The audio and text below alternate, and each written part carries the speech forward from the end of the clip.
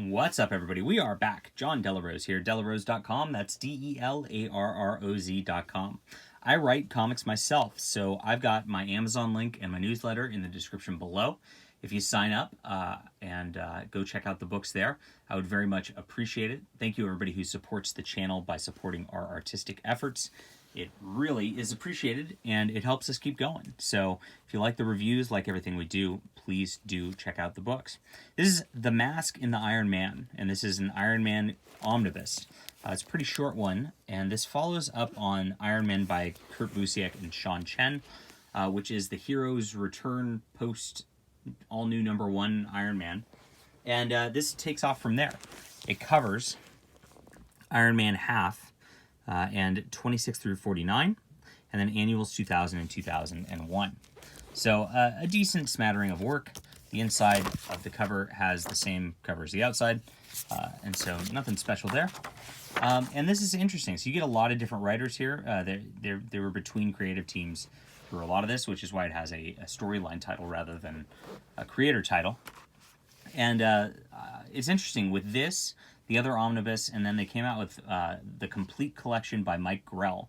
You actually get up from Heroes Reborn all the way to issue 69 in terms of being able to read something all the way through with everything being collected, which is kind of cool. So it doesn't happen a lot with a lot of superheroes.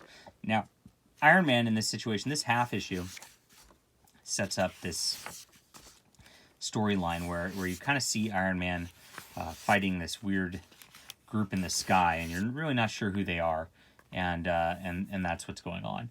Iron Man's a consultant here. He's got his own sort of new company in this, and nobody knows he's Iron Man at this point, except for, I guess, Pepper Potts and Happy Hogan, who are working for him. And he's dating this gal who's like this Asian gal, Rumiko, and she is super into him, and she's just like this really neat, great all-around girl. She was developed by Kurt Busiek, and over the course of this, you see that the writers are not interested in having her in the book anymore. and it all, her personality changes drastically. I'm not to that point yet. Joe Quesada's writing this part, and Sean Chen is still on the book, so the art kind of continues. And Joe Quesada tried to keep the elements Kurt Busiek put into place. Now, I don't like Joe Quesada's writing nearly as much as Kurt Busiek's. He does a little overboard on the internal monologue stuff through this, and that makes it tough. I like Sean Chen's art quite a bit. Everything looks pretty good. The storylines flow through here, and Iron Man's having a tough time. He is getting back into booze again. You see there's problems going on, and he's not something's off with him psychologically, and he ends up in trouble. He's got a artificial intelligence, and he's in like this artificial intelligence realm right here, who's looking out for him, and he has a heart attack through over the course of this, and she lets him know that the Iron Man armor has become sentient, which is kind of a cool concept. So he created a new AI of Iron Man armor, and you see Joe Quesada just way overdoes the dialogue. Whoa, slows the pace down real bad over the course of things here. Iron Man's neglecting his relationship with Rumiko, who's like, doesn't he love me? He fights Whiplash in the air here, and the armor takes over and actually kills Whiplash. And Iron Man's like, uh-oh, that's not good. That comes back to haunt him a little bit later.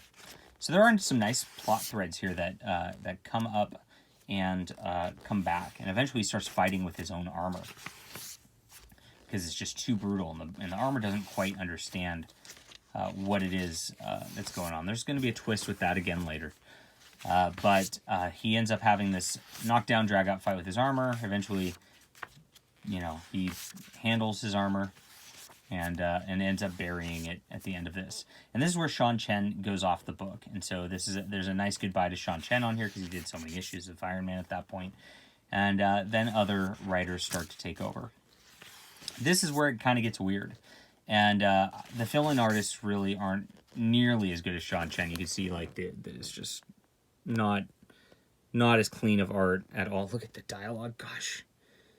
Gosh, Joe Quesada, man, too much. The plots are still kind of neat though. And what happens from this point further, there's this like cult of Iron Men, and they've created their like floating city of Iron Men, and they're all dedicated to the guy who helped Iron Man get out of prison to begin with. And they are back, and they're trying to help, I guess, him rescue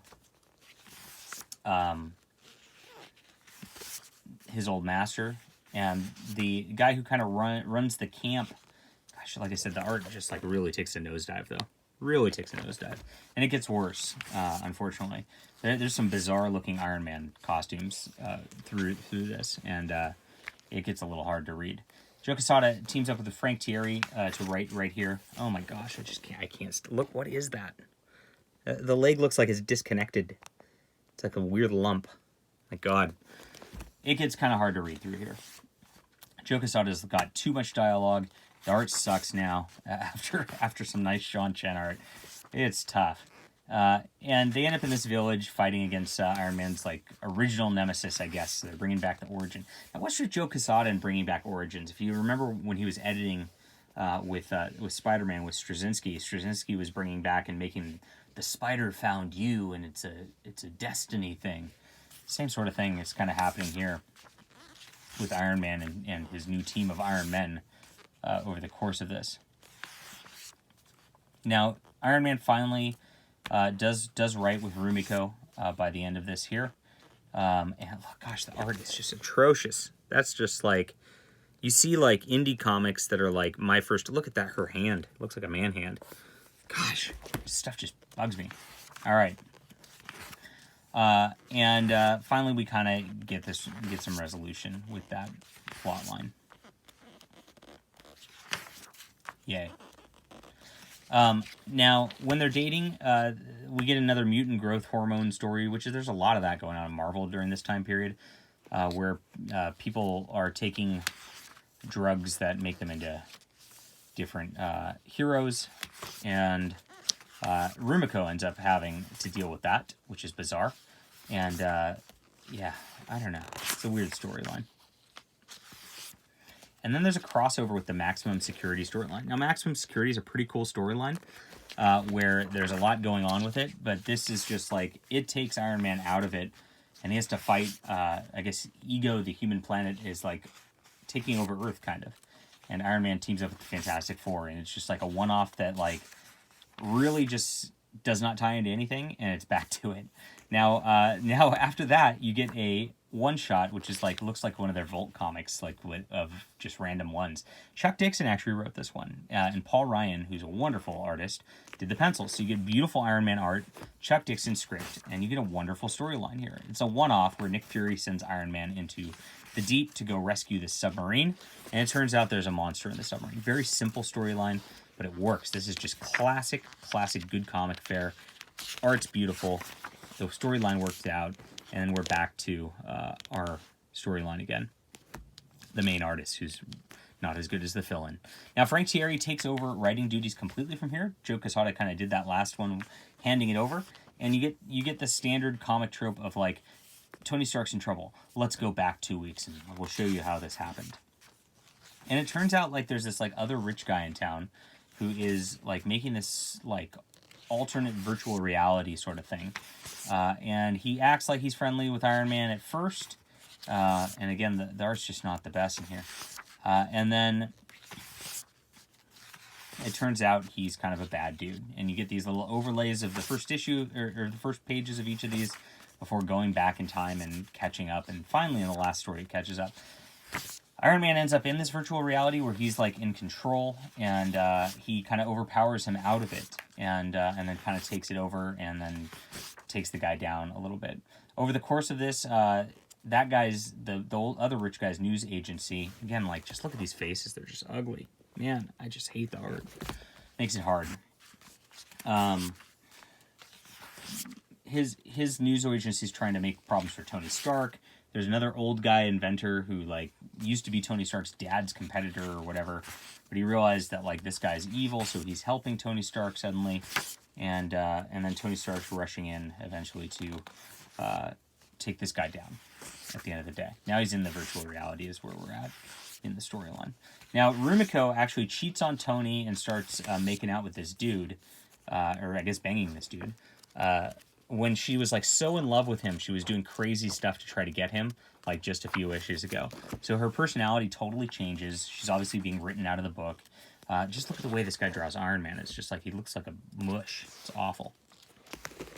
I don't get this style of art. This happened a lot in the mid-90s of Marvel, where it seems like they just cheaped out everything to try to stay afloat. I don't know what the deal was. Makes it very hard to read. And it started, like, the Joe Quesada stuff started out okay. I mean, you had Sean Chen on there. It was all right. And then, look at this like, funky art here. Yikes. Weird stuff. Gosh, Iron Man doesn't even look at his head, how tiny it is. It's just like, I guess a perspective shot, but it doesn't work. You know, oh well. The other Iron Men come back again at this point, and it turns out there's a bad guy kind of loaded within them for this final storyline. And he has to kind of fight that Iron Man army city from before. MODOK's tied up with them. And it's just kind of, it's a thing, I guess. One of those Iron Men kind of helps him out, and it turns out like his original suit armor that he was fighting with came back to life, and it's Ultron. So there you go. Then you get another one-off, and this is from the annual. Chris Claremont did this issue, and this is done by a different Ryan, not Paul Ryan. I can't remember the name. But Iron Man's off in like some Asian country trying to rescue this girl, and she's a computer programmer, and they have an adventure together. And it's cute. Really nice storyline. Chris Claremont did a great job. You get a backup story that kind of ties into our main storyline with the bad guy kind of wrapping up that info and wrapping up some of the Rumiko stuff, where she has that evil personality now that was not nice like before, with some mediocre art again. And that ties up her storyline. And then finally we get this final issue where he fights himself, fights his own armor. Finally, the Iron Man armors kind of team up with him because they realize they've been had by Ultron, and they take down Ultron. And they take it down with the artificial intelligence that Iron Man's been working with this whole time. It's uninspiring stuff. The art's just tough through here. There's one guy who's working with Iron Man through this, and that ends up with the Nuff Said issue. Now, Marvel did a whole month where they did a no dialogue sort of whatever, and this is what they did with Iron Man. And this guy cheated, Frank Thierry did, because he did all these like newspaper things where there's quote no dialogue, but he keeps showing the newspaper clippings so you know what's happening, and it doesn't just tell the story with just art. I feel like it's a little cheap of a fight, and there's like a battle for a control of a whatchamacallit, satellite. So it's disappointing. It just like once Joe Quesada and Sean Chen drop, it really just goes downhill for the main storyline of Iron Man. And this is why Iron Man wasn't really popular until the movies. Robert Downey Jr. really changed the character and made it what it is. And it's tough. So this is a lackluster comic. I like the beginning of it all right, and I like a couple of the fill-in issues. So because of that, I will give it I gotta give it like a 5.5 out of 10. Now, I usually give 7 as an average, so that shows that this is below average. It's not utter trash. I'm not sad that I spent my time reading it, I guess. But it's, could have been a lot better. That's all. All right, hit that like and subscribe button. We'll be back soon.